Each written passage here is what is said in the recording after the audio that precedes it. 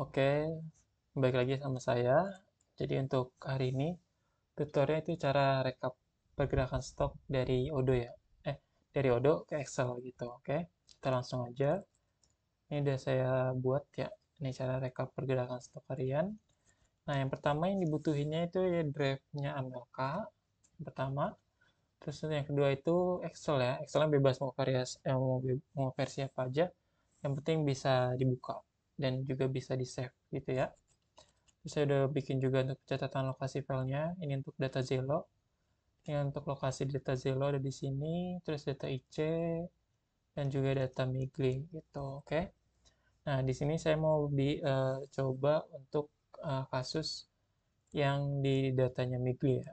Saya coba pakai datanya Migli. Oke. Langsung aja ya.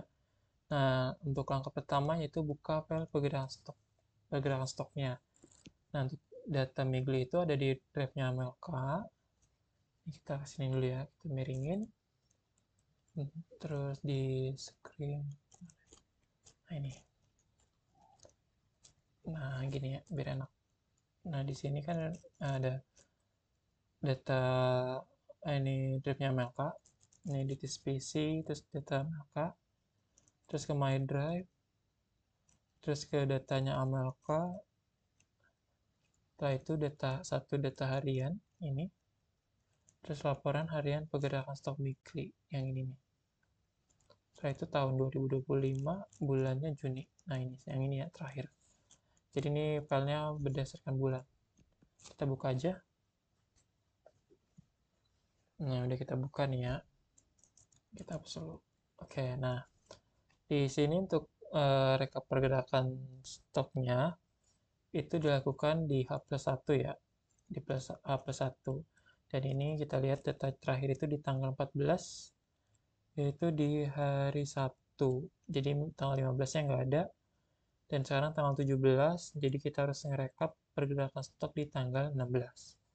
Kita buat aja baris baru di tanggal 16 Juni.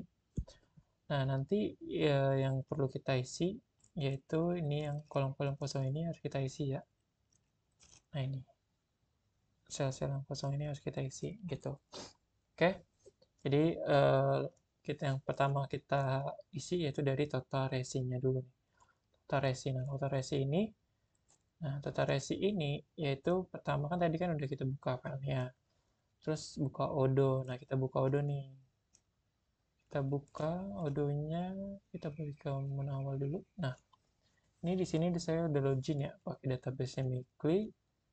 Nah, terus kan kita kan tadi kan harus input di total resi ini ya. Total resi ini ada di modul akunting ya.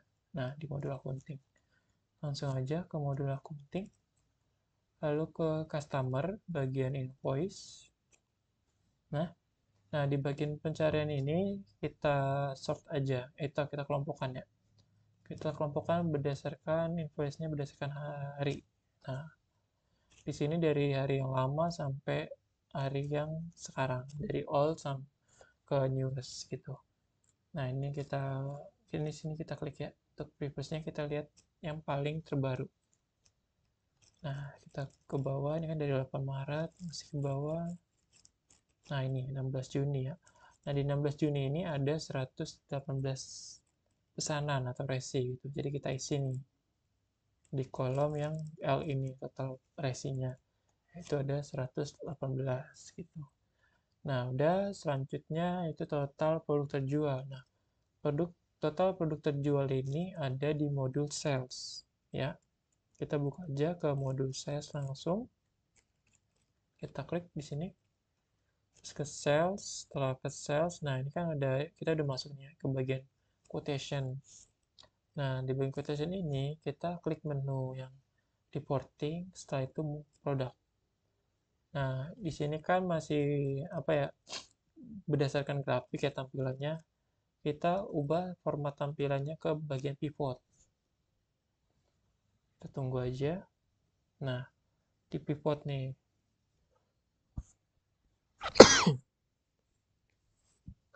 Udah, nah di bagian pivot di sini kan udah nih. Tapi ini kan berdasarkan kan produk ya. Berdasarkan produk dan sini order date-nya 3 tahun yang lalu. Nah, di sini ada sales order, kita klik sales ordernya. Jadi untuk statusnya ini pesanannya yang udah dikirim aja, quotation-nya udah di-send. Jadi yang belum masuk ke sales order itu kita hilangkan. Jadi bagian quotation kita hapus, send-nya kita hapus. Jadi yang udah kita kirim aja quotation-nya. Terus setelah itu kita confirm. Nah, udah kita confirm nih. Tapi kan di sini kan totalnya itu berdasarkan produk varian. Nah, di sini kita minimize dulu. Nah, minimize ubah jadi ini ya. Jadi tanggal, jadi hari. Ini order date-nya kita ubah jadi day. Nah, di day kita geser ke bawah.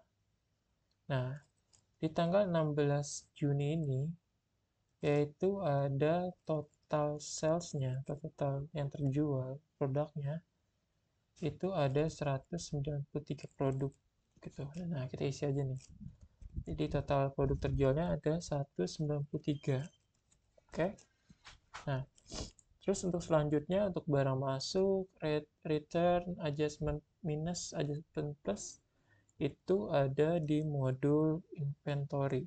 Nah, kita langsung aja ke modul inventory-nya di sini ya, bentar. Oke.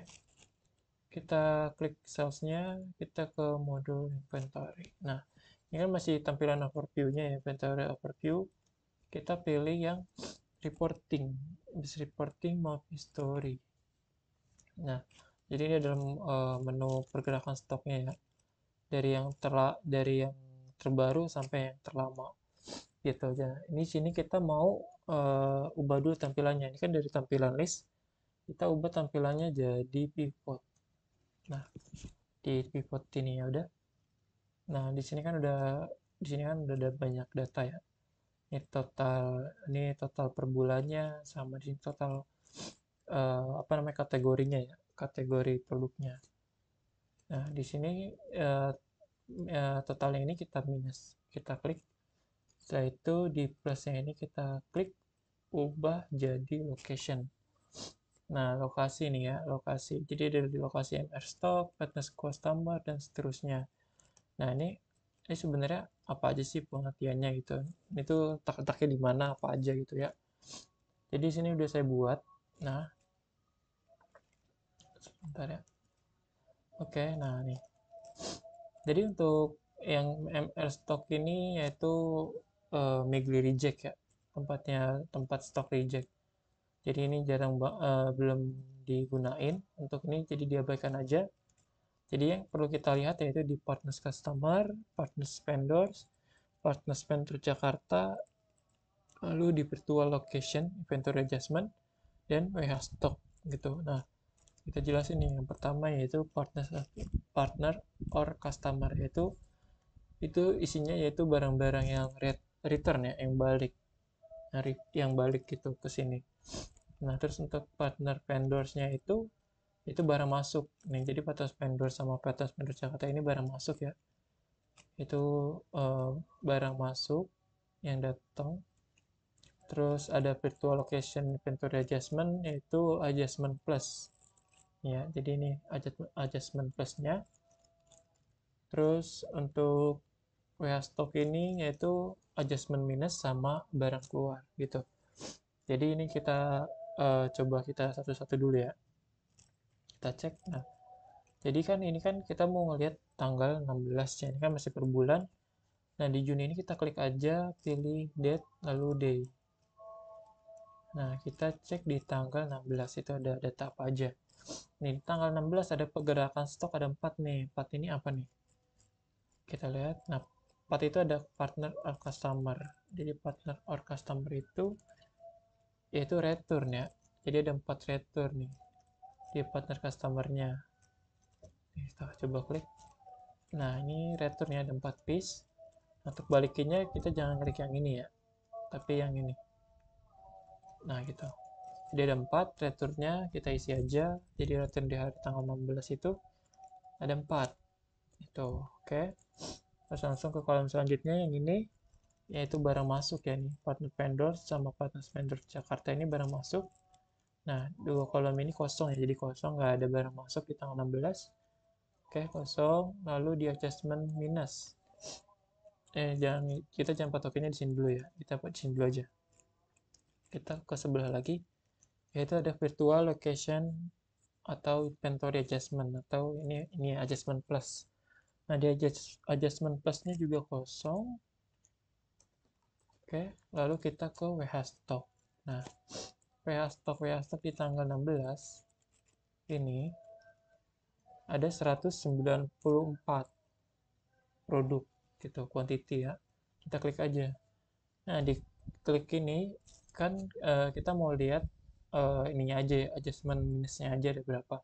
Nah, untuk adjustment minus itu referensinya itu AD garis miring out garis miring tanggal 16 bulan 06 tahun 2025. Nah, ini cuma ada satu piece aja nih. Nah, gimana caranya biar kalau misalnya nanti datanya banyak kan kita susah ya, bingung ya ngitungnya, masa harus satu gitu. Nah, untuk cara ngelompokinnya kita di sini aja nih, kita klik pencarian, terus add custom group. Setelah itu di bagian reference nih, kita klik. Nah, tuh ya.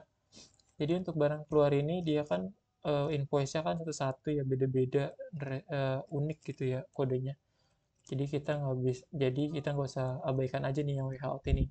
Yang kita perlu lihat itu AD out-nya atau adjustment out-nya ya, adjustment minusnya itu. Nah, di sini ternyata ada satu nih kuantitinya gitu ya. Gitu. Jadi kita isi aja satu adjustment minusnya. Nah, jadi kita isi nih di sini. Totalnya yaitu yang keluar di tanggal 16 ada 190 gitu. Itu udah termasuk sama ditambah sama returnnya. Ada 190. Jadi sisa stok yang kemarin di tanggal 14 ini itu dikurang sama 190. Jadi di sini sama dengan data yang GL1 ini tanggal 14 dikurang 190. Seperti itu. Nah, terus untuk GL1 gudang, GL2, GL3 dan seterusnya ini gimana nih yang ini gitu. Ini disamakan aja.